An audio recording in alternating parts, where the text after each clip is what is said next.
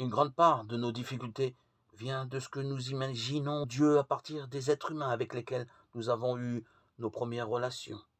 Un enfant ne peut faire guerre autrement que transposer sur Dieu l'image qu'il a eue de son père, de sa mère, de ses proches, de ses premiers éducateurs. Ainsi, sans nous en rendre compte, nous réglons sur Dieu nos comptes avec nos parents.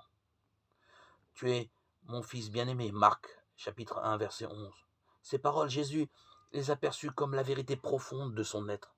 La force qui le soulève à présent n'est pas l'amour d'un homme pour Dieu, c'est l'amour même de Dieu pour l'homme, pour tous les hommes. En lui, Dieu s'approchait d'une manière absolument nouvelle et indépassable.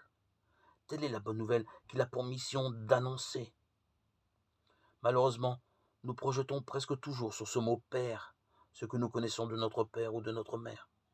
C'est l'enfant blessé qui réagit, qui se révolte, qui croit que personne ne saura jamais s'intéresser à lui, car il n'en vaut pas la peine.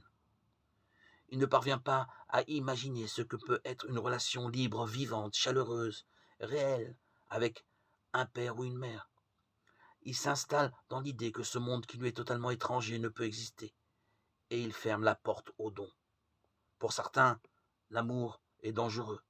Ceux qui ont connu un amour fusionnel possessif, oppressant, peuvent le vivre comme une menace.